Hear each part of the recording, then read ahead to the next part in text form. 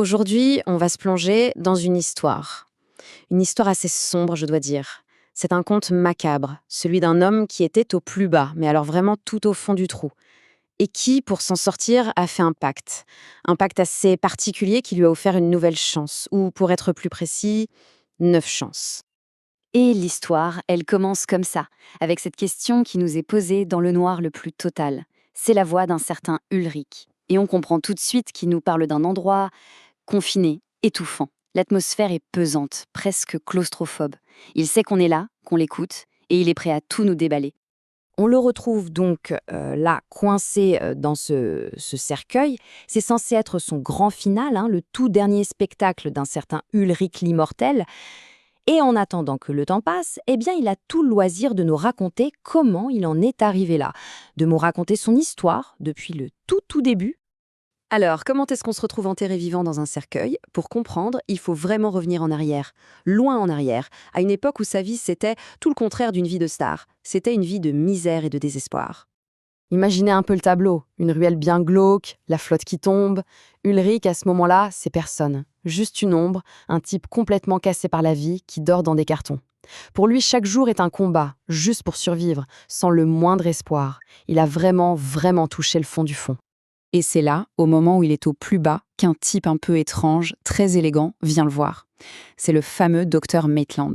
Et la proposition qu'il lui fait, elle est complètement dingue. En gros, une somme d'argent colossale, en échange de quoi Ulrich doit participer à une expérience un peu spéciale. Le but, c'est de lui donner les 9 vies d'un chat. Ouais, rien que ça. Pour un type comme Ulrich, qui n'a plus rien à perdre, une proposition aussi folle, ça sonne presque comme une chance à saisir. Alors là, le choix est vite fait, hein. Soit il continue à crever à petit feu dans sa ruelle, soit il tente ce truc complètement absurde. Franchement, face à la vie qu'il mène, le risque de mourir pendant l'opération, c'est presque une bonne nouvelle pour lui. Une sorte de libération. Il n'a absolument plus rien à perdre. Alors évidemment, il accepte. L'opération se passe donc dans le labo de Maitland, un endroit pas très rassurant, on s'en doute. Et ça marche. Contre toute attente, l'opération est un succès. Sauf qu'une théorie aussi folle, eh bien, il faut la prouver. Et c'est là que les choses vont prendre une tournure, disons, vraiment macabre. Maitland, avec un sang-froid, mais un sang-froid incroyable, annonce qu'il est temps de faire un petit test. Il sort un revolver, il vise Ulrich, droit au cœur, et il tire.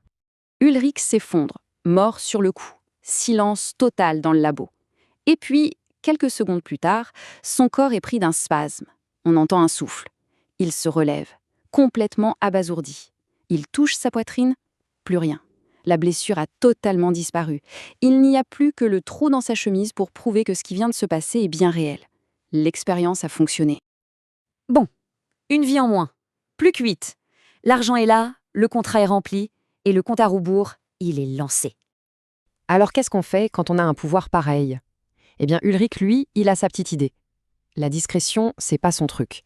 Il va décider de faire de l'argent avec ce don et de la façon la plus spectaculaire, la plus publique et, soyons honnêtes, la plus morbide possible. Le voilà qui débarque dans une fête foraine un peu miteuse, tenue par un manager assez cupide, un certain Barker. Son nom de scène, Ulrich l'immortel. Et son numéro, c'est simple, mais terrifiant. Tous les soirs, il se tue sur scène, devant une foule en délire qui n'attend que ça. Et le public en redemande. Ces spectacles deviennent de plus en plus fous, de plus en plus violents. Chaque soir, c'est la même chose. La foule crie, complètement fascinée par ce qu'elle voit. Et chaque soir, Ulrich se relève, il salue sous les applaudissements, et il adore ça. Il savoure sa victoire. Le succès, il est fulgurant. L'ancien SDF est devenu une véritable star. Il a l'argent, la célébrité, les femmes, bref, tout ce dont il avait toujours rêvé.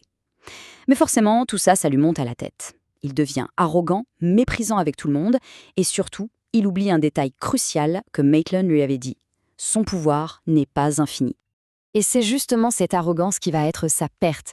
Il se croit au-dessus de tout, complètement intouchable. Mais le vrai danger, pour lui, il n'est plus sur la scène, il est en coulisses. Dans l'ombre, une trahison est en train de se préparer. Après une 7e mort, qu'on ne voit pas mais qui a bien eu lieu, la marge de manœuvre devient très mince. Il ne lui reste plus que 2 vies. 2!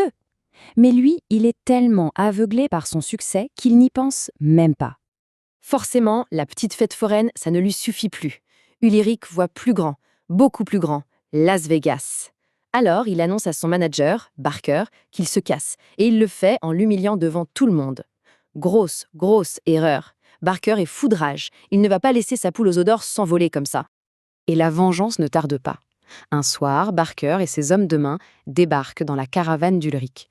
Ils l'attrapent, sans un mot, et lui maintiennent la tête dans un aquarium, jusqu'à ce qu'il se noie. Sa 8e mort, cette fois, ce n'est pas du spectacle. C'est juste une vengeance brutale et sordide. Bien sûr, il revient à la vie, sauf que cette fois, quelque chose a changé. Fini l'arrogance, fini le sentiment d'être invincible. À la place, il y a une prise de conscience brutale. La violence de cette attaque, la trahison de Barker, ça y est, il a compris. Et maintenant, pour la première fois, il a peur, vraiment peur. Il ne lui reste plus qu'une seule vie. Une. Le voilà redevenu mortel, comme tout le monde. Et avec ça, la vraie peur s'installe, la peur de la mort définitive, celle dont on ne revient pas. Et c'est comme ça qu'on revient à notre point de départ. À l'intérieur de ce cercueil, pour son tout dernier numéro, Ulrich a choisi un truc qu'il pense sans danger, se faire enterrer vivant pendant 24 heures. Ce n'est pas un suicide, juste une épreuve d'endurance. Dans sa tête, c'est le plan parfait pour un dernier show, sans risquer la seule vie qui lui reste. Sauf que, pendant qu'il attend, bien sagement sous terre, il entend des voix qui filtrent à travers la terre. Il reconnaît celle de Barker et celle du docteur Maitland. Et ce qu'il entend, ça lui glace le sang. Maitland est en train d'expliquer son véritable plan. Il a laissé Ulrich gâcher 8 de ses vies, juste pour pouvoir récupérer la 9e, la dernière, la plus pure pour lui. Et là, Ulrich comprend tout. La terrible vérité lui tombe dessus. Il n'a jamais été le maître de son destin, juste un pion dans le jeu de Maitland. Il se met à hurler, à frapper contre le bois du cercueil, mais c'est trop tard. Il est piégé. Il sent sa dernière vie lui être arrachée, aspirée hors de son corps. Et la petite lumière de sa lampe de poche, elle vacille. Et puis, plus rien. Le noir, le silence. Ulrich l'immortel est mort, définitivement.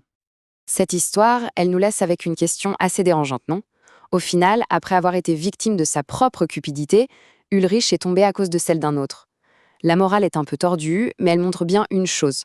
Quand on essaye de jouer avec la mort, à la fin, c'est toujours elle qui gagne.